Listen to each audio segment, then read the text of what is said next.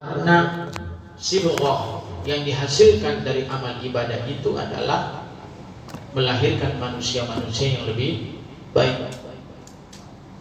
Dari sisi apa kebaikannya? Dari semua aspek. Spiritualnya harus lebih baik, intelektualnya juga harus semakin bertambah, muamalah, akhlak, sifat, perkataan, perbuatan juga semakin bertambah baik. Nah, inilah yang diartikan di dalam kalimat sawabul hasanah al hasanatu ba'daha. Jadi kalau kita ingin melihat pahala hasil perolehan kebaikan itu adalah kebaikan setelahnya. Jadi kalau kita ingin menakar Bapak sekalian, ini kira-kira nih amal ibadah saya diterima apa enggak ya? Ya kan sebenarnya kan urusan diterima apa enggaknya mah Allah yang punya urusan. Kita nggak bisa menilai amal orang diterima atau tidak, itu mah bukan urusan kita. Kita juga kadang nggak tahu amal kita diterima atau tidak, itu juga bukan urusan kita. Dan bahkan kita nggak bisa menilai secara sepenuhnya. Kita hanya bisa menerka. Kita cuma bisa mengira. Ini kayaknya semoga. Ini kita berharap. Maka kenapa di dalam ibadah itu dibutuhkan al-khauf wa roja. Sering saya sampaikan, ada rasa takut, tapi juga ada rasa harap. Nah, di dalam diri seorang mukmin dua hal ini nggak bisa dipisahkan dalam kehidupan beragama. Khauf itu artinya takut, roja itu artinya harap. Haruskah dua-duanya ada dalam diri orang-orang yang beriman? Iya. Karena jika salah satu hilang dari diri kita, maka nggak seimbang pergerakan manusia. Contoh, kalau di dalam diri seorang cuma rasa takutnya saja yang ada, tapi tidak ada rasa harap, maka akan lahir frustasi. Lahir frustasi, putus asa, nggak punya harapan, akhirnya depresi. Maka akan lahir orang-orang yang berbuat dosa, tapi kemudian dia putus asa karena menganggap dosa yang dia lakukan itu sudah tidak ada jalan untuk diampuni dosanya. Nah, ini efek negatif dari rasa khauf saja, rasa takut kepada Allah. Tapi sebaliknya, kalau rasa harap itu juga hanya itu yang ada dalam diri manusia, maka manusia-manusia yang lahir itu adalah manusia yang overconfident, terlalu pede, terlalu percaya diri. Masa sih nggak masuk surga? Masa sih nggak masuk surga? Ya kira-kira dengan amal sedikit aja Allah janjikan masuk surga. Sehingga akhirnya kita abaikan waktu, kesempatan, kita biarkan waktu-waktu itu berlalu tanpa ada perbaikan diri kita. Karena terlalu pede. Apalagi dengan menjadikan dalil setiap mukmin pasti masuk surga. Lebih indah dosa dikit doang pasti masuk surga nanti. Paling kalau masuk neraka cuma sebentar. Kalau itu komentarnya keluar dari seorang mukmin, maka mirip kalimat-kalimat orang Yahudi, lan tamassanan naru illa ayyaman ma'dudat. Biarin kami hanya akan dibakar oleh neraka hanya beberapa hari saja. Mirip kan kalimatnya. Nah, karena itu rasa khauf dan roja itu mesti disatukan. Di satu sisi kita punya amal yang mungkin tidak banyak, atau bahkan kualitasnya belum sempurna dan tidak akan pernah sempurna. Karena hidup adalah proses. Tapi kita berharap dengan amal yang sedikit Allah terima, dan Allah menyempurnakan yang sedikit, Allah menggenapkan yang ganjil, Allah memenuhkan yang kurang. Karena Allah Maha penyempurna dari segala sesuatu. Sehingga keseimbangan antara khauf dan roja dalam diri kita itu mesti sejalan. Maka para sahabat-sahabat itu kan kalau lagi berderma kalau lagi sedekah yang difikirkan itu apa? Rasa takut kalau sedekahnya nggak diterima. Rasa takut kalau sedekahnya tidak diterima. Sholatnya takut kalau sholatnya tidak diterima. Puasanya mereka takut kalau puasanya tidak diterima. Maka apa buktinya dalam kehidupan mereka? Kalau melihat beberapa riwayat, beberapa cerita, beberapa kasus, beberapa kalimat-kalimat pesan-pesan moral di dalam kitab-kitab, kanu yad'un Allah sittata ashhur. Mereka meminta kepada Allah 6 bulan setelah Ramadan. Apa yang mereka minta? Agar Ramadan yang mereka lakukan itu diterima oleh Allah. Panjang Pak permohonan mereka, 6 bulan. Saking mereka takutnya Ramadan yang sudah dilewati itu adalah sia-sia, tidak ada nilai, tidak ada manfaatnya. Itu orang beriman. Itu orang-orang yang punya keimanan. Berbeda dengan orang-orang yang awam, yang belum selesai saja sudah beredar, kita sudah kembali kepada kemenangan, sudah kembali kepada fitrah. Siapa yang sudah lagi jaminan? Belum lebaran udah beredar minal aidin wal faizin, udah jadi menang orangnya, padahal belum selesai masih puasa. Maka yang paling pantas untuk diucapkan adalah taqabbalallahu minna. Ini sunnah Rasul sallallahu alaihi wasallam yang sering dilewatkan. Jadi bukan ucapan minal aidin itu di akhir setelah taqabbalallahu minna minkum. Doa dulu kepada Allah, semoga Allah menerima amal ibadah dan saling mendoakan.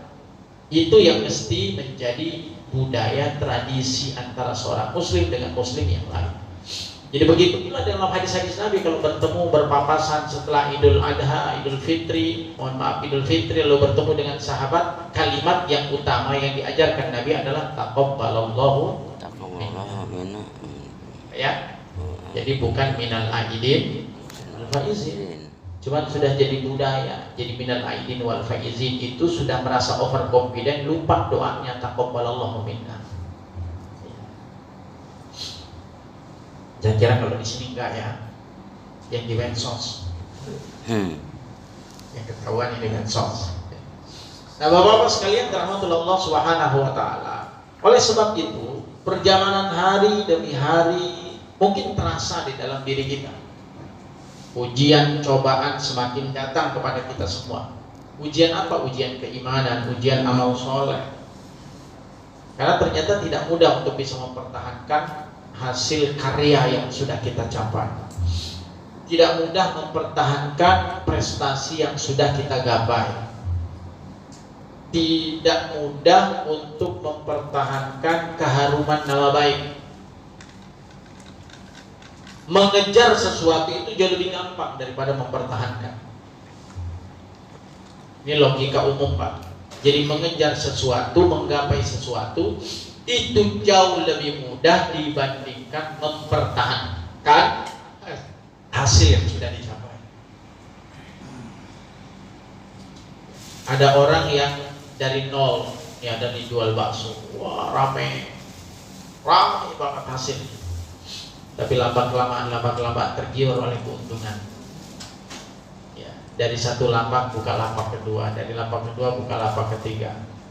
Pertanyaannya, tidak semua orang mampu menjaga kualitas. Bisa jadi berbeda rasa. Karena ada yang sudah dikurangi karena diiming-imingi keuntungan. Jadi nggak gampang Pak jaga kualitas itu. Ya bagi orang yang gak jujur mesti ada yang dikurangi, yang kelihatannya mirip, yang sama. Ya, tapi dikurangi karena memang harapannya modalnya lebih sedikit tapi keuntungannya bisa lebih besar. Maka menjaga itu tidak mudah. Anak-anak sekolah kalau ingin mencapai ranking 1 itu bisa berjuang Pak dengan sungguh-sungguh.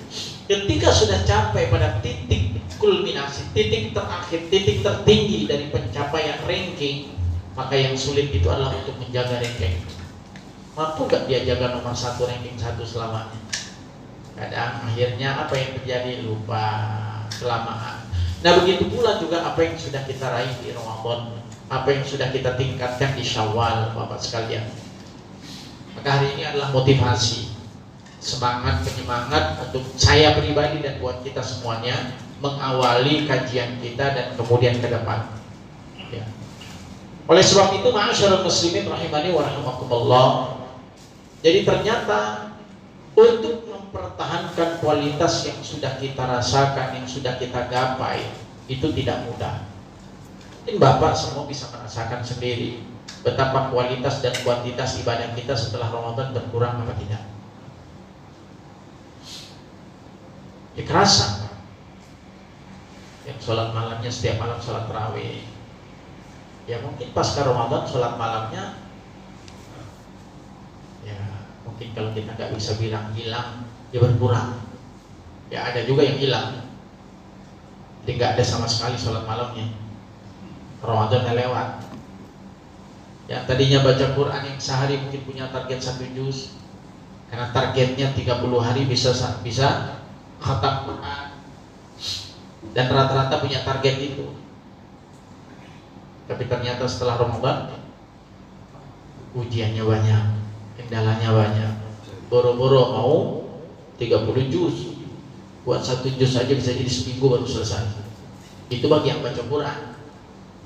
Yang nggak baca Quran, ya bisa jadi sebulan nggak ada bacanya. Nah ini fakta Pak, ini realita. Yang di Ramadan sedekahnya luar biasa, kita berlomba-lomba untuk sedekah setiap waktu dan kesempatan. Kalau ada yang berbuka, kita ingin memberikan bukaan kepada orang lain. Tapi setelah itu, sejadi akan berkurang berangsur. Apa yang menyebabkan hal itu? Banyak sekali yang menyebabkan itu. Antara lain secara singkat, yang menyebabkan mundurnya prestasi seseorang di dalam melakukan amal-amal soleh itu disebabkan karena rasa puas dengan apa yang sudah dicapai. Nah, kita nganggap udah selesai Ramadan, yang mulia banget, udah bersih, karena kan janjinya begitu.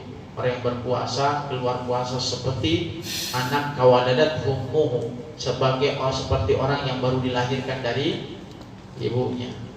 Anggapan itulah yang kadang-kadang membuat kita lupa diri, lupa daratan, sehingga kita tidak mempertahankan amal soleh. Ya, jadi kebanyakan untuk istirahat. Ya, padahal istirahat orang-orang beriman itu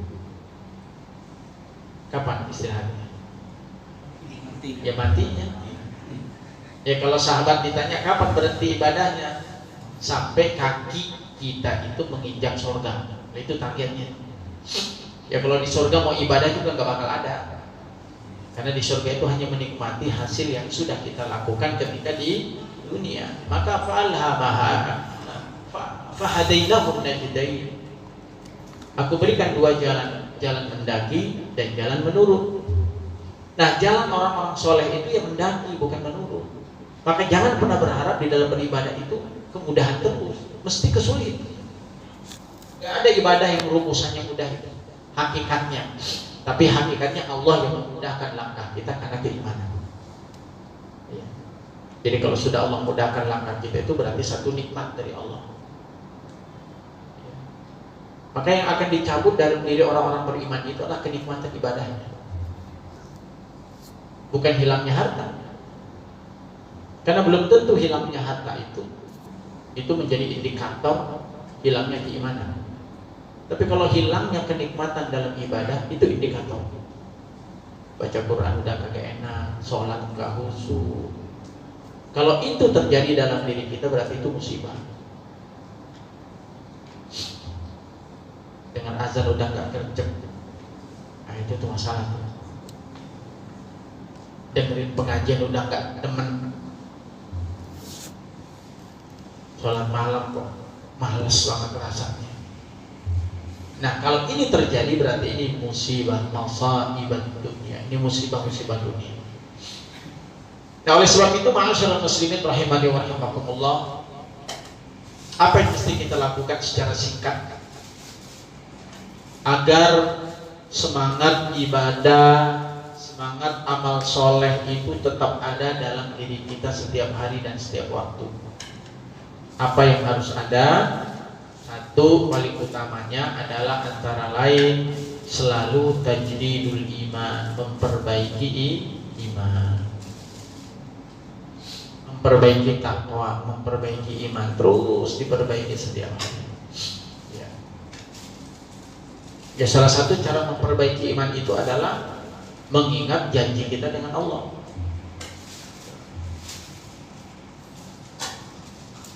Kita punya janji nggak sama Allah? Punya Pak. Al-A'raf 172 ya. Sering saya sampaikan. Wa idh akhadha rabbuka min bani adama min dhuhurihim dzurriyyatahum wa ashhadahum ala anfusihim alastu bi rabbikum qalu bala syahidna an taqula yaumal qiyamati inna kunna an hadza ghafilin. Ada perjanjian mitsaqan ghalidh, kekuatan ikatan antara kita dengan Allah yang enggak bisa dipisahkan dari diri manusia.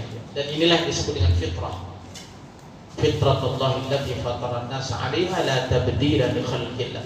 Fitrah ini yang menghujam dalam jiwa setiap orang, baik kafir maupun enggak kafir, karena sudah ada ikatan kita dengan Allah sebelum ruh ini dimasukkan ke dalam jasad kita. Apa janji kita? Alastu bi rabbikum qalu bala syahidna. Bukankah aku adalah Tuhanmu? Maka semua jiwa saat itu mengatakan qalu, betul, kami bersaksi engkau Tuhan kami ya Rabb. Konsekuensi dari pengakuan keimanan kita kepada Allah adalah apa itu? At-ta'atu bimtithali awamiri wa jtinabi nawahihi, dengan menjalankan perintahnya dan menjauhi segala larangan. Kalau kita ingin kemudian kuat keimanan yang ada dalam diri kita, maka kunci pertama itu adalah mengingat kembali tentang janji kita dengan Allah. Tiap hari Pak, orang kalau ngingetin janji, Masya Allah. Apa kalau kita ngingetin utang? Janji itu kan utang. Al-wa'du dainun. Janji itu hutang. Hutang itu gak akan berhenti. Sampai kapan? Sampai akhirat. Terlebih hutang kita dengan Allah. Ada hari di mana setiap orang akan dibangkitkan kelak. Lalu setelah dibangkitkan akan ada muhasabah, akan ada munaqashah, akan ada pertanyaan di hadapan Allah. Terkait dengan apa? Terkait dengan keimanan kita kepada Allah. Maka siapa yang merugi di antaranya? Ya Allah katakan dalam surah Al-Baqarah, alladzina yanquduna ahdallahi min ba'di mitsaqihi wa yaqta'una ma amara Allahu bihi an yusala wa yufsiduna fil ardh.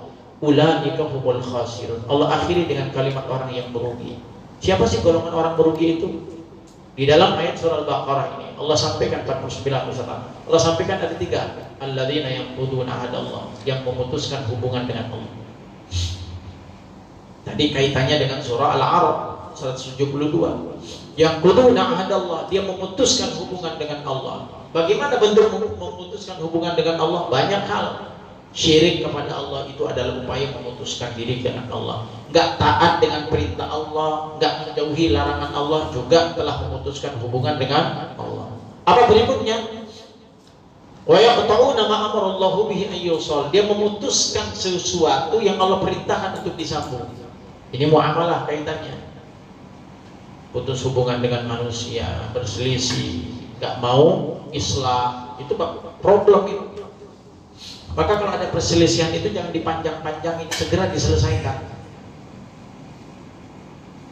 Karena kata Nabi, kalau sudah lahir pemutusan hubungan antara satu dengan lainnya, maka itu menjadi asbab Allah memutuskan hubungan dengannya.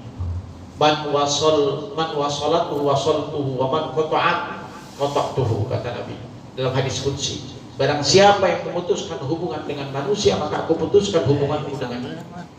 Dan barang siapa yang menyambung hubungannya dengan manusia, maka aku menyambung hubunganku dengannya. Jadi hakikatnya orang yang memutuskan hubungan dengan manusia itu, hakikatnya dia sedang memutuskan hubungan dengan Allah. Ya, la yadkhulul jannata qati'. Lihat hadis Nabi sallallahu alaihi wasallam, enggak akan masuk surga orang yang qati'. Manil qati'? Qati'ur rahim, orang yang memutuskan tali silaturahim. Dipastikan oleh Nabi, la yadkhulul jannah, enggak masuk surga. Siapa yang enggak masuk surga? Yang sengaja memutus hubungan. Rahim itu yang mana yang utama? Yang kerabat dekat. Dan yang paling utama kita sambung rahimnya adalah yang terputus. Ini kan kata-kata qati'ur rahim, silaturahim. Sila artinya disambung, rahim artinya rahim. Sila disambung. Apa yang disambung? Gak ada istilah disambung kalau enggak menyambung yang terputus. Jadi cari yang sudah terputus, itu yang paling utama silaturahimnya. Mana yang belum didatangin? Apalagi sampai yang ngeluh, lo udah lupa mau gua ya, lupa pernah datang kemarin. Nah, itu dikejar tuh. Kalau tiap hari datang bentaran dulu dikit. Kalau udah setiap hari ketemunya. Jadi yang terputus itulah yang utama kata Nabi. Siapa itu? Mereka orang-orang yang tertinggal. Mereka orang-orang yang dianggap tidak diakui. Mereka orang-orang yang dianggap dimarginalkan, ditinggalkan. Nah, mereka inilah yang kemudian layak untuk dibangun hubungan kembali. Lalu kemudian yang ketiga yang merugi kata Nabi, firman Allah Subhanahu wa taala siapa? Wa yufsiduna fil orang-orang yang melakukan perusakan di atas muka bumi. Itu orang-orang yang paling merugi. Merusak itu menurut Imam At-Tahawi ada dua macam. Ada perusakan jasad, ada ruhani. Kalau materi sifatnya alam semesta yang dirusak ini juga jadi perusak, itu termasuk orang-orang yang merugi. Yang kedua juga yang merugikan, yang menghancurkan fisik manusia, menghancurkan rohani manusia. Ya. Ini dua hal yang termasuk ifsadu fil ardi. Ya. Menyebarkan minuman keras itu juga ifsad sebenarnya, tapi ifsadun nafs bukan ifsadul ardi. Masuk di dalam dari menurut Imam At-Tahawi dan beberapa ulama-ulama. Terlepas dari apapun yang disampaikan oleh para ulama, melakukan perusakan di atas bumi ini tidak ditolerir oleh Allah, dan mereka itu sesungguhnya termasuk golongan orang-orang yang merugi. Jadi Pak ya, itu satu. Jadi apa yang kita upayakan di dalam hidup agar semangat ibadah kita, kekuatan iman kita masih tetap terpatri, mengingat janji kita dengan Allah. Satu, insya Allah kalau setiap hari kita mengingat janji kita, maka kita akan coba untuk penuhi janji itu. Sampai kapan? Ya sampai nanti akhirat. Karena semua janji itu pasti akan ditanyakan oleh Allah, dan gak akan pernah terlewatkan setiap manusia untuk pertanggungjawaban janji itu. Yang kedua, apa yang kita lakukan dalam hidup agar semangat ini tetap ada? Lakukan evaluasi diri. Kalau bahasa agamanya muhasabatun nafs. Umar bin Khattab, hasibu qabla an tuhasabu. Hisablah diri kalian sebelum dihisab. Apa yang manfaat dari hisab itu? Ya upaya memuhasabah diri, mengevaluasi diri itu akan melahirkan banyak kebaikan dalam diri kita. Jadi jangan sibuk untuk evaluasi orang. Ini kadang kita sibuk sama evaluasi orang, tapi kita nggak pernah mengevaluasi diri kita sendiri. Ini yang berabe Pak. Jadi yang terlihat kesalahan orang doang, tapi kesalahan diri kita tidak terlihat. Nah inilah muhasabah, menghitung-hitung, mengevaluasi. Apa yang kita evaluasi? Satu, tentang kewajiban. Hidup itu kan yang paling utama dari Allah, perintahnya adalah yang wajib. Wajib dulu nih kita evaluasi nih. Sejauh mana kualitas dan kuantitas kewajiban yang sudah kita lakukan? Udah cukup apa enggak? Mana yang wajib? Ya jelas, ya sholat, ya puasa, ya zakat. Ini yang wajib. Sudah berkualitas apa belum? Kalau belum, ini yang kemudian kita kuatkan. Kan banyak aspeknya, yang wajib saja banyak yang harus kita pelajari. Kalau sudah wajibnya, naikin yang ke sunnah. Sunnah juga mesti dievaluasi. Ya alhamdulillah wajib sudah dituntaskan, sholat sudah tepat waktu, gak pernah ketinggalan jamaahnya, udah keren. Ketika sholat sudah khusyuknya sudah mulai datang, bacaannya udah lempeng, bagus, baik, sesuai dengan ajaran, sesuai dengan konsep dasar sholatnya, alhamdulillah. Nah mulai sunnahnya masuk, rawatib, ghairu rawatib, mana yang muakkad, mana yang ghairu muakkad. Ini mulai kita tambah Pak. Insya Allah semakin hari semakin kita mengevaluasi diri akan semakin baik. Pernah saya sampaikan bahwa muhasabah ini erat hubungannya dengan ayat Al-Quran surah Al-Hasyr ayat 18. Ya ayyuhalladzina amanu taqullaha wal tanzur nafsum ma qaddamat lighad. Hai orang-orang yang beriman, Allah panggil, bertakwalah kepada Allah. Dan ciri orang-orang bertakwa itu adalah senantiasa rajin memuhasabah dirinya. Itu setiap hari. Kapan ngitungnya ya? Kapan kita punya waktu? Setiap hari lebih baik. Orang pedagang aja setiap hari evaluasinya. Habis dagang hitung duitnya kan. Berapa pemasukan hari ini? Bahkan punya buku khusus. untuk pemasukan, pengeluaran. Ada kreditnya, ada debitnya, ada keuntungan hari ini berapa persen, besok naik nggak sih? Pedagang yang sukses begitu. Ya. Jangan pernah berharap sukses Pak kalau pedagang nggak pernah evaluasi. Biarin aja lah, mau berapa kek, nggak usah dagang kalau gitu. Karena orang dagang itu mesti punya taktik dagang, manajemen dagang. Ya kata orang-orang ya kalau dagang itu begitu, evaluasi dah. Penghasilan berapa? Semakin besar usahanya ya semakin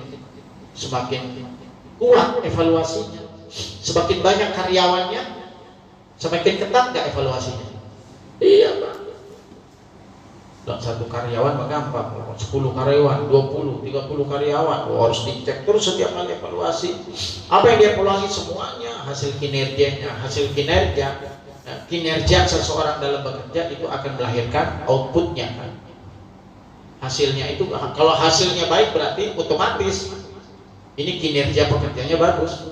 Tapi kalau outputnya tidak baik, berarti kinerja pekerjaannya kurang baik. Evaluasi. Ya, saya kira kita sibuk dengan evaluasi itu. Nah, konsep dunia ini yang dibawa untuk akhirat. Dibawa ke akhirat setiap waktu dan kesempatan. Coba kita cek tentang akhirat kita, seperti kita mengecek tentang dunia itu. Gak mudah Pak. Tapi ini langkah. Rasul sampaikan ini dan Allah perintahkan kita di dalam Al-Quran. Kalau pengen sukses akhiratnya, terkait dengan muhasabah itu ada 3 dimensi waktu. Masa lalu, sekarang, dan esok. Setiap orang yang hidup pasti punya 3 waktu itu. Setiap orang pasti punya masa lalu. Gak ada orang yang gak punya masa lalu. Perjalanan hidup pasti. Dan masa lalu kita bisa jadi warna-warni Pak. Ada yang dulunya gak kenal agama, sekarang baru mulai kenal agama. Ada yang dulunya mungkin baik, ya ternyata sekarang turun kebaikannya. Ada kan gitu? Ada yang dulu baik, sekarang semakin baik, istiqomah. Macam-macam bentuk manusia. Tapi paling tidak masa lalu itu pernah kita lalui bersama. Nah, orang yang jujur dalam hidupnya adalah orang yang mampu menilai dengan jujur masa lalu. Masa lalu itu bukan aib. Masa lalu itu bukan aib. Masa lalu itu adalah pelajaran. Selama hari ini masih ada kesempatan, maka hari ini bisa memperbaiki masa lalu ini. Jangan pernah dibayangkan Bapak sekalian, masa lalu yang buruk itu kemudian akan selalu menjadi buruk. Umar bin Khattab ketika tahun 5 kenabian, beliau baru masuk Islam. Beliau kalah masuknya dengan sahabat-sahabat Abu Bakar, Ali bin Abi Thalib karena mereka sabiqun al-awwal. Masuk. Lalu apa kata beliau? Di antara kalimatnya, ya Rasul, hari ini aku menyatakan keislamanku dan aku berjanji akan mengejar ketertinggalanku dengan sahabat-sahabat yang lain. Itu Pak. Jadi saya berjanji untuk mengejar ketertinggalanku dengan sahabat-sahabat yang lain. Hingga berhasil apa tidak? Masya Allah. Dia menjadi 4 di antara sahabat mulia. Bahkan dia termasuk golongan orang-orang yang diberikan kabar gembira masuk surga, padahal dia masih ada di dunia. Nanti ada semangat memperbaiki di situ. Apakah Umar nggak punya masa lalu? Masya Allah, masa lalunya itu salah satu di antara orang yang membenci Muhammad, ya Umar itu orangnya. Sehingga suatu hari dalam riwayat dia menghunuskan pedang dan keluar dari rumahnya. Apa tujuannya? Ingin bertemu Muhammad SAW dan akan memenggal lehernya. Ini kisah singkat. Sampai di tengah perjalanan bertemu dengan sahabat yang lain, karena nggak ada yang berani menegur kalau Umar itu. Umar itu marahnya luar biasa, sudah marah. Dan kata para sejarawan, kalau Umar sudah menghunuskan pedang dan meletakkan pedang lalu kemudian menyeret di padang pasir, itu berarti serius urusannya. Jangan main-main Pak. Kalau masih dalam sarung masih biasa, tapi kalau udah menghunus pedangnya itu urusan. Tapi ternyata disampaikan, untuk apa kau kepada Muhammad? Kembali ke rumahmu, karena ternyata adikmu itu sudah memeluk agama Muhammad. Pulang ke rumah, ternyata di rumahnya dia mendengarkan Fatimah binti Khattab sedang membaca Al-Quran ditemani oleh guru ngaji. Gimana nggak panas tuh? Sampai kemudian singkat cerita, kemudian akhirnya apa? Luluh dia dengan surah Toha yang dibacakan. Lalu setelah itu langsung berubah, berangkat ke Muhammad, dan sejak itu kemudian menyatakan keislaman. Pasca itu sikap yang dimilikinya, kerasnya itu diislamkan olehnya. Maka siapa yang berani setelah itu? Setelah masuk Islam dia ketuk pintu-pintu tokoh Quraisy itu hanya untuk mengatakan saya sudah menjadi muslim. Wah, luar biasa kan Pak. Jadi kalau premannya yang dulu dimasukin ke dalam keislaman luar biasa. Sampai ketika hijrah dia mengatakan siapa yang mau menghalangi maka halangi Umar bin Khattab. Gak ada yang mau punya masalah dengan Umar. Dibiarkan saja Umar jalan. Nah, apa yang kemudian kita lakukan? Dia punya masa lalu. Umar itu punya masa lalu. Tapi ternyata masa lalu itu menjadi pelajaran berharga bagi dirinya. Selain itu bagian dari takdirnya Allah. Tapi paling tidak kita menyatakan dalam diri kita bahwa sekalian bahwa kita punya masa lalu kan. Ya siapapun kalau kita mau jujur masa lalu kita, ya insya Allah kalau dulunya kita baik, sekarang udah hafal 30 juz Pak. Kalau dulunya kita baik, kalau dulunya kita baik semua, maka insya Allah ini mah nggak ada orang jadi murid, semuanya guru ngajar begini. Karena semuanya baca kitab, baca ilmu. Tapi karena masa lalu kita berbeda-beda, selain memang Allah yang menentukan takdir kehidupan kita, maka masa lalu itu menjadi pelajaran berharga bagi kehidupan kita. Ada yang hari terakhir hidupnya kemudian dia isi dengan kebaikan, walau hanya sedikit, padahal masa lalu luar biasa buruknya. Pernah dengar Ma'iz? Pernah dengar seorang perempuan dari Bani Juhaina yang kemudian berzina, lalu datang kepada Nabi SAW lalu berkata, "Zana itu ya Rasulullah, aku telah berzina ya Rasul, maka rojam." Sampai Nabi bertanya, "Waras?" Karena ada sejarahnya orang datang sama Nabi ngaku berzina dan mau dirajam. Kan aneh bin aneh itu. Kalau sekarang udah ketahuan, cari alasan untuk gak ngaku, cari saksi yang dapat meringankan, gitu kan? Walaupun harus mengeluarkan uang banyak, yang penting selamat dari tuduhan manusia. Saksinya udah banyak, udah viral, rekamannya ada, orang yang bersaksi juga ada, masih aja lewat. Dulu ada manusia yang datang kepada Nabi, nggak ada yang tahu kalau dia berzina, yang tahu hamil sama dia doang, datang kepada Nabi lalu mengaku saya berzina ya Rasul. Yang parahnya lagi setelah dia mengaku dia berzina, dia minta dirajam. Luar biasa Pak. Rajam itu kan urusannya mati Pak.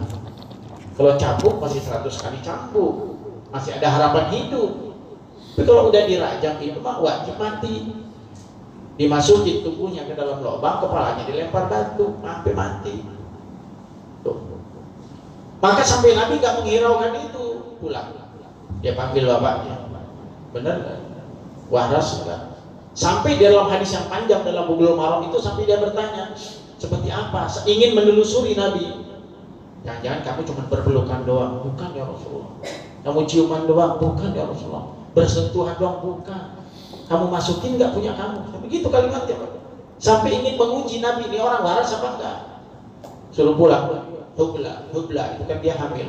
Sampai lahir. Kemudian akhirnya diputuskanlah untuk dirajam. Disingkatnya Pak. Setelah dirajam, Nabi menyolat jenazahkan dia. Apa kata Umar? Ya Rasul, kenapa kau solatkan dia? Dia kan penzina. Apa kata Nabi? Li'annaha qad tabat. Dia sudah taubat. Dia memanfaatkan sedikit waktunya untuk bertaubat kepada Allah. Dan setelah bertaubat itu kata Nabi, lawuzina, kalau seandainya ditimbang taubatnya dia, maka 10 orang-orang Ansor bisa mendapatkan keberkahan dari taubatnya dia. Bisa dipahami maksudnya Pak itu. Tapi jangan coba-coba zina dulu berarti nanti taubat aja terakhir. Lah kalau takdir hidupnya masih ada. Tapi paling tidak ini satu kesempatan di mana dia memanfaatkan sedikit waktu akhir hidupnya untuk bertaubat. Ternyata dengan taubat itu apa yang terjadi? Allah maafkan dosa sebelumnya. Jadi masa lalu kita biarkanlah, hari ini yang kita isi. Nah, orang yang mampu mengisi hari ini dan memanfaatkan kesempatan hari ini tanpa harus menunggu esok, maka dia adalah orang-orang yang siap untuk sukses. Besok itu kan hasil dari hari ini. Jangan cuma mimpi aja besok, tapi sekarang kita nggak manfaatkan. Jangan berharap, itu mimpi namanya. Ya, kalau apa namanya bahasa mahfuzatnya itu kan baydatul yaumi khairun min dajajatil ghadi. sering jadi ilustrasi. Telur hari ini lebih baik daripada ayam besok. Telur hari ini lebih baik dari ayam besok. Al-waktu khairun minad dhahab. Ya. Waktu itu lebih mahal dibandingkan emas. Jadi banyak mobil kota untuk Tuhan. Waktu itu bisa mengajak manusia untuk mulia, tapi bisa juga binasa. Jadi hari ini, ya hari ini yang kita manfaatkan, jangan menunggu besok. Nikmati hari ini dengan apa yang ada. Manfaatkan hari ini dengan apa yang ada. Sehingga mudah-mudahan besok jika Allah takdirkan kita hidup, maka modal utama hari ini akan menjadi modal besar bagi kita untuk menghadapi hari esok. Ini Pak, andai kata esok sudah nggak ada waktu, kita jadi bahagia. Kenapa? Karena hari ini kita manfaatkan dengan sebaik-baiknya. Ya, maksudnya Bapak sekalian, ketika kita merasa muhasabah diri dengan kekurangan-kekurangan kita, maka jangan tunggu esok. Ya, apa yang bisa kita lakukan hari ini? Maka salah satu karakter seorang muslim yang cerdas itu adalah tidak menunggu besok, tapi dia mengisi hari ini dengan memaksimalkan potensi yang dia miliki. Karena dia tidak punya angan-angan panjang, yang ada adalah pendek angan-angan. Beda sama cita-cita Pak. Kalau cita-cita boleh kita melambung tinggi, tapi kalau angan-angan pendekin angan-angannya. Karena kalau sudah angan-angan itu kan erat hubungannya dengan andai kata, kalau umpama kira-kira. Coba kalau kira, andai kata, udah lewat, udah buang andai kata, kira-kira, kalau fa'inna law min amali syaitan. Karena law, banyak lawnya itu perbuatan setan. Nah, karena itu ma'asyarul muslimin, 3 dimensi waktu ini ada terkait dengan muhasabatun nafs. Nah, kalau kita sering memuhasabah diri kita, maka nanti di akhirat, Bapak sekalian, ada 2 kemungkinan manusia di hadapan Allah. Bagi orang-orang yang beriman itu akan dimuhasabah oleh Allah. Bagi mereka orang-orang kafir, munafik, musyrik itu akan terjadi munaqasyah. Hadisnya cukup panjang. Yang disebut dengan muhasabah itu apa? Yadnu, didekatkan oleh Allah di dalamnya dan ditutupkan semua arah agar manusia tidak mengetahui tentang dirinya. Yang tahu antara Allah dengan manusia itu saja. Lalu apa yang terjadi dalam hadis itu? Allah membeberkan semua apa yang dilakukan di dunia dengan mengatakan ta'rifu kada wa kada wa kada wa kada. Apakah kamu tahu ini, tahu ini, tahu ini? Apakah kamu lakukan amal ini, amal ini, amal ini? Qalu na'am. Orang-orang yang beriman itu hanya berkata iya. Karena kita nggak bisa mengelak. Kamu dosa ini kamu lakukan nggak? Iya. Dosa ini kamu lakukan nggak? Iya.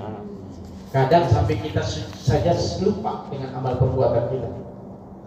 Tapi ketika dipampangkan oleh Allah, semuanya akan terbuka jelas tanpa ada yang tersembunyi sedikit pun. Kita cuma bisa ngomong iya. Lalu apa kata Allah? Satartuka fid dunya wa ghafartuka al-yawma udkhulul jannah. Aku tutup aibmu di dunia dan hari ini aku ampuni dosa-dosa. Masuk surga. Apa yang menyebabkan itu? Karena manusia di dunia sering memuhasabah dirinya. Berarti orang yang masuk surga itu bukan orang yang enggak berbuat dosa. Berbuat dosa, tapi dia sadar dosanya hingga dia mempercepat taubatnya kepada Allah Subhanahu wa taala. Nah, ini yang mesti kita tanamkan dalam diri kita, Pak. Ya, apalagi udah usia bertambah, kemana lagi kalau bukan kemana? Mau jadi orang muda kagak mungkin, udah pasti akan bertambah ada usia. Mau kemana? Ya tetap kehidupan yang paling dekat dengan kita adalah kematian kita sebagai kita. Ini pesan usikum buat ya. Yang ketiga, Bapak sekalian, kita selesai. Yang ketiga adalah merasa diawasi oleh Allah. Ini tingkat kesalehan yang paling tinggi, nilai keimanan yang paling tinggi. Dan seorang muslim dulu, setelah muslim jadi mu'min, setelah mu'min jadi muhsin. Nah, muhsin ini sudah apa ya? Kedekatan diri seorang hamba dengan Rabbnya yang paling tinggi derajatnya. Karena dalam definisi yang disebut dengan ihsan itu anta'budallaha ka'annaka tarahu wa in lam takun tarahu fa innahu yaraka. Sembahlah Allah seakan-akan kau melihat Allah. Tapi kalau Allah tidak melihatmu, maka yakinlah bahwa Allah pasti melihat Kalau kita nggak melihat Allah, pastikan bahwa Allah itu pasti melihat kita. Apa yang dilihat oleh Allah? Semuanya. Dalam surah An-Nisa ayat 1, Innallaha kana 'alaikum raqiba, sesungguhnya Allah itu maha memuraqabah semuanya. Kata para ulama, apa saja yang diraqabah? Hati, ucapan, perbuatan. 3 yang diawasi oleh Allah. Maka nanti kan akan dibuka sarair, yauma tublas sarair, fama lahu min quwwatin wala nasir. Lihat, semua yang tersembunyi itu Allah akan buka. Sarair itu artinya sirrun, rahasia. Ada nggak rahasia di antara kita? Pasti. Jangankan antara kita, antara bapak dengan orang yang paling terdekat bapak saja ada rahasia. Bahkan juga antara diri kita juga ada rahasia.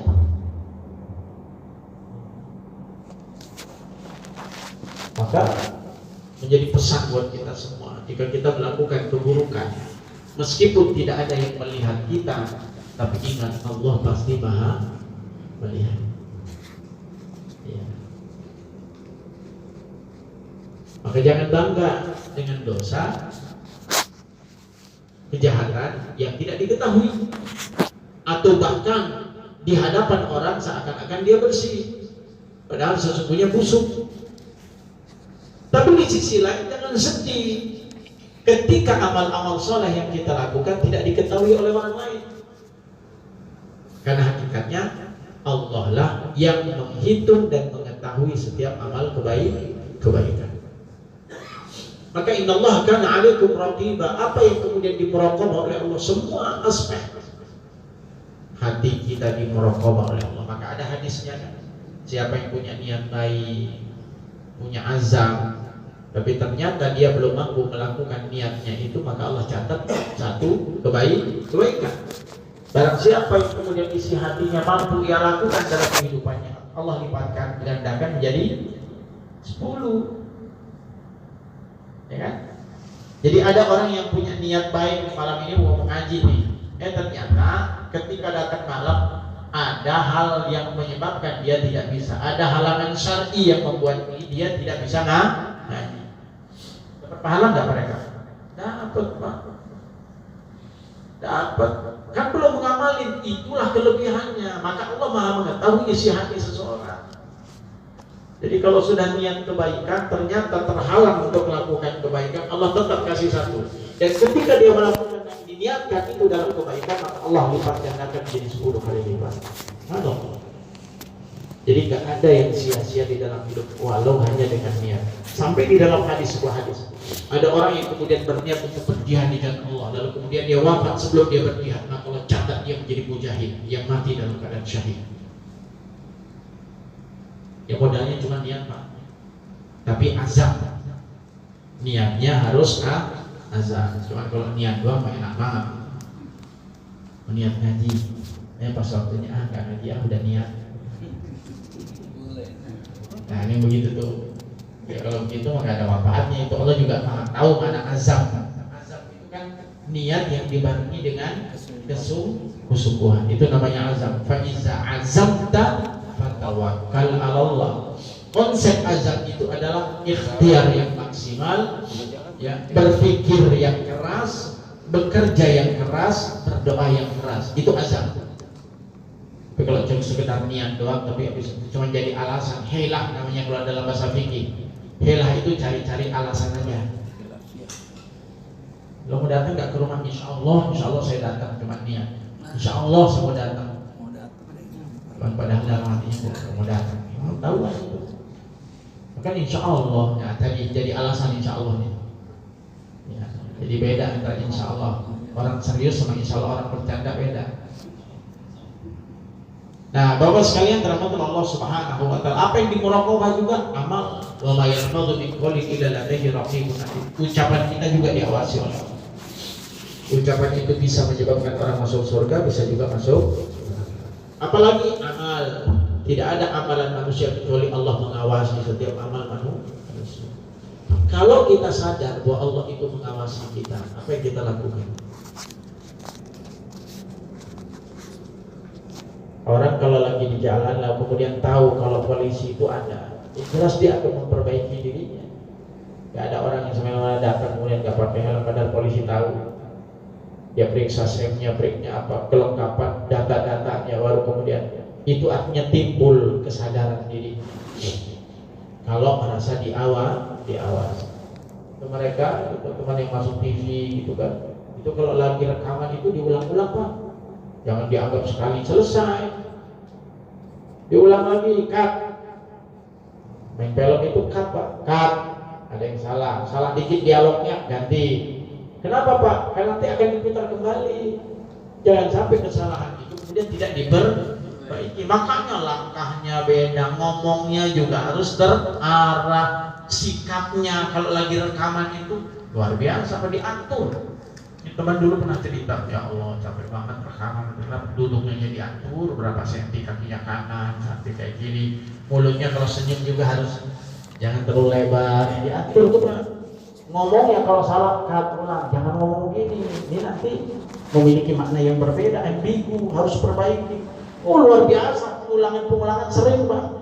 Itu yang tartil kori itu, anak-anak itu diulang-ulang tuh Pak. Gak bisa sekali, bisa jadi keselio diulang lagi, Kenapa? Karena akan diputar kembali.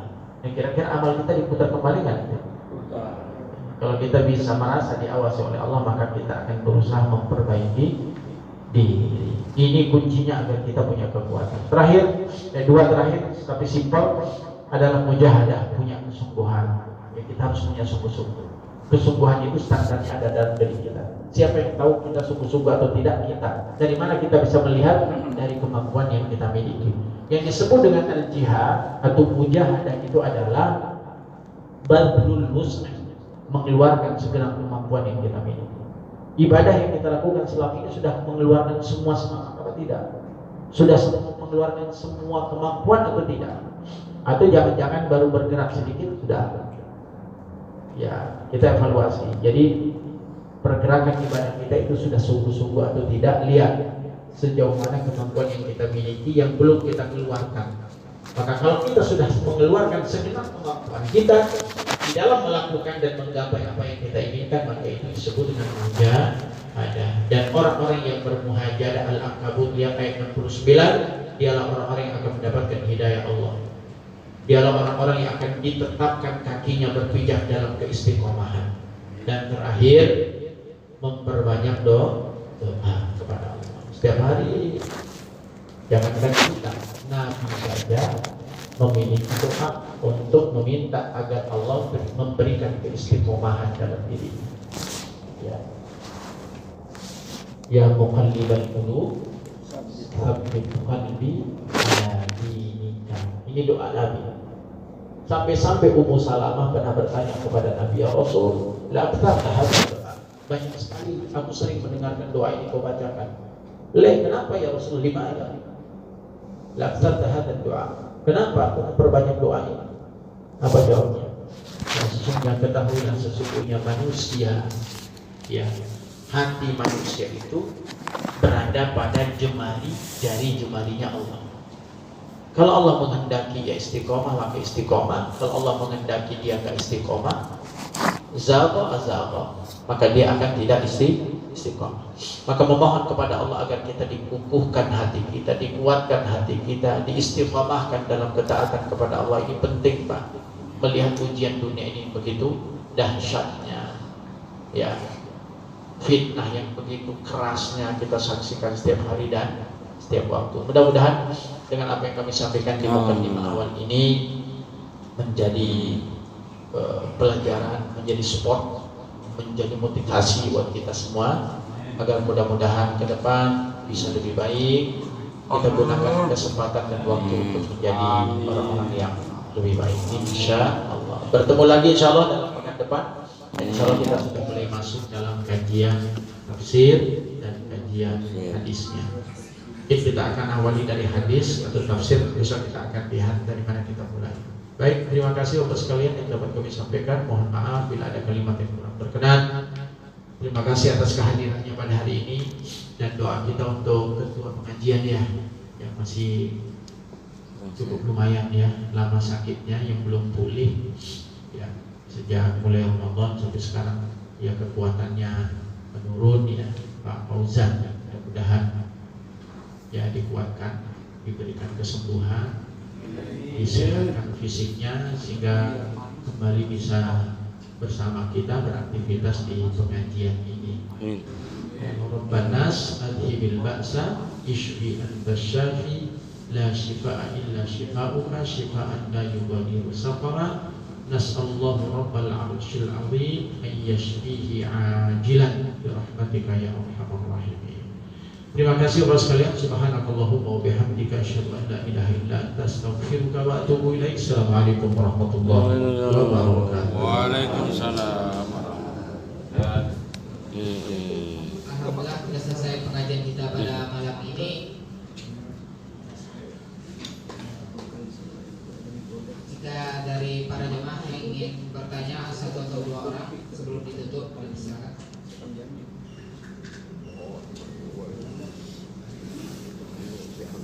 Udah paham semua. Jika tidak ada, maka kita tutup pengajian ini dengan lafaz hamdalah.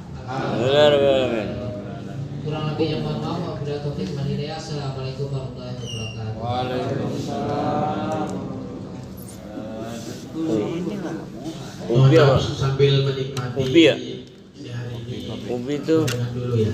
Jadi belum, dan sambil menikmati hidangan apa yang ada di depan, sampaikan sekali lagi informasi seperti tahun-tahun yang lalu bahwa Musola Syatiria mengadakan pemotongan hewan kurban bagi yang punya rezeki dan memang belum ada tempat untuk bergabung atau menitipkan hewan kurbannya, maka insya Allah Majelis Taklim Syatiria juga melaksanakan pemotongan dan pendistribusian hewan kurban setiap tahun. Dan untuk tahun ini bagi yang ingin bergabung sapi itu pada nominal 3,5 3.500. Tapi bagi yang ingin datang kambing atau pengen bawa sapi sendiri ya monggo, itu nggak ada harganya, silakan tetap kita terima. Terima kasih, itu saja informasinya. Mudah-mudahan Allah mudahkan rezeki kita dan kita bisa menjadi mudhahi orang-orang yang berkorban pada tahun ini. iya.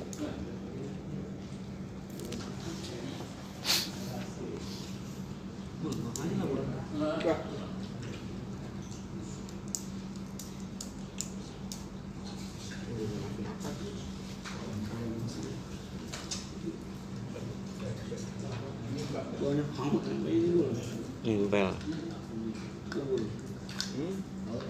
Itu tempe itu. Ini tahu nih.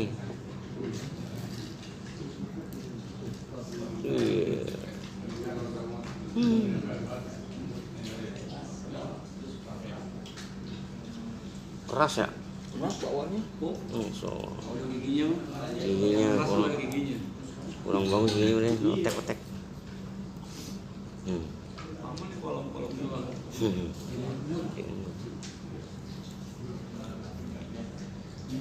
Tapi kalau daging Paman pasti kuat ya.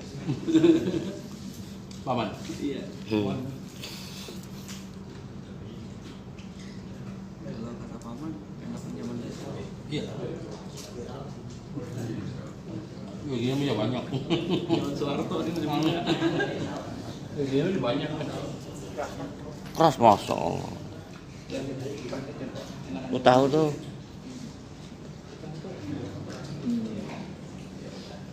Dong gue jajan tahu nih. Tahu nih. Tahu kayaknya nih. Ya itu tahu. Nah, benar. Oh, enak kok. Bareng. Jangan Pak Harto ya. Giginya lebih banyak. Tambah udah seger. Dari bawahnya nih masih bisa jengkil. Mau mau nggak? Nggak cocok pemain. Bakwan pakai ibu.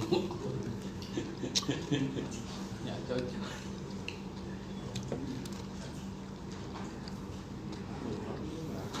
Kayaknya sering pegel banyak lima. Iya.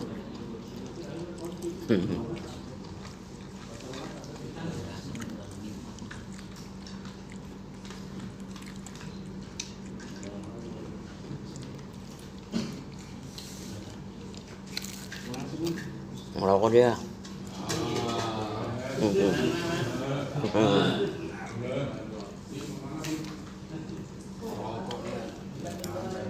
Bang. Siapa yang mau makan kan? Itu banyak. Ya, tahu ya. Dia tuh nggak makan, bawaan.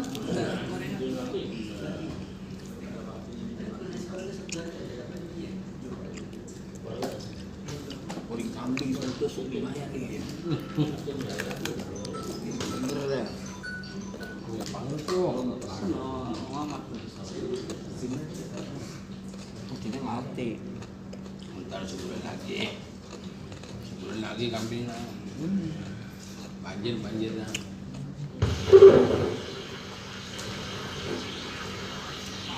Ini Sate apa digulai?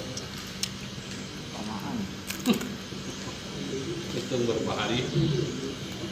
Cuma 30 hari. Ada? Jadi tinggal kabur aja begini ya. Belum.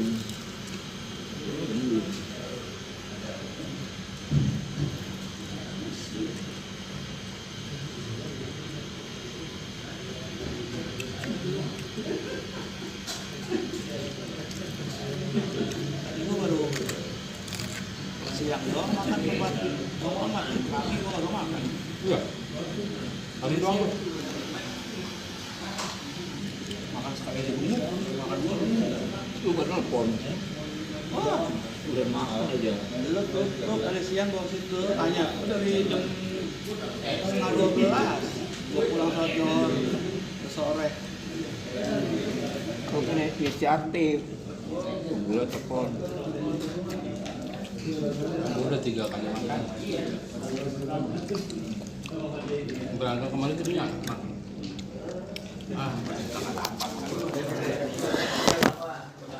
Ada makanan di warung.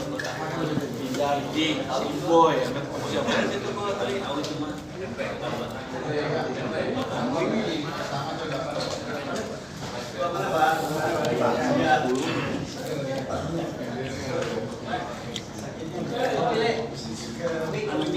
Ada datang jam 11. Sekarang belum. Ada Muhammad yang tinggal, kalau tinggal datang dah, kalau mau tinggal datang. Iya. Udah jam 2, tanggung mau ngantar.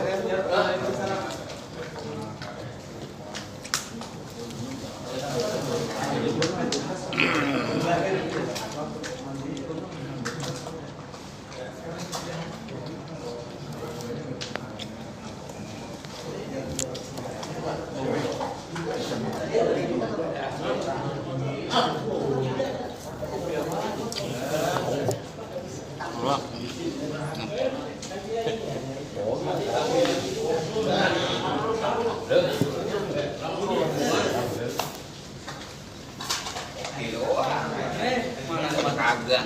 Terus yang pas itu orang Banyak. Pokoknya kagak. mana pulang?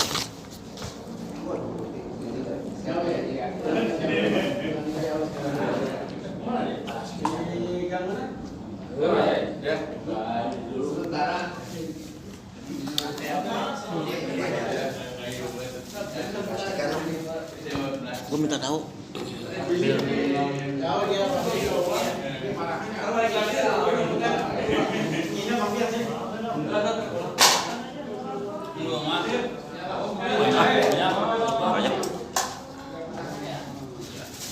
Nom nom nom.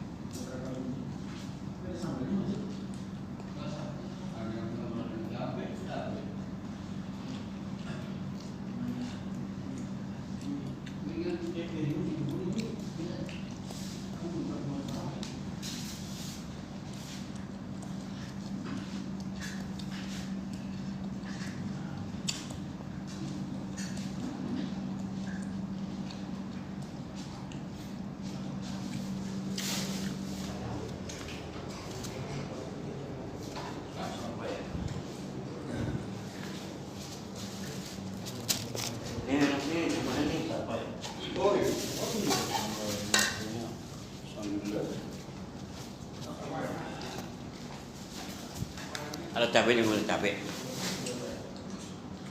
Cabai. Oh.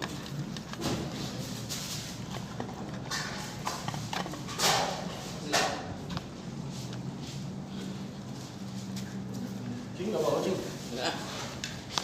Enggak. Habis.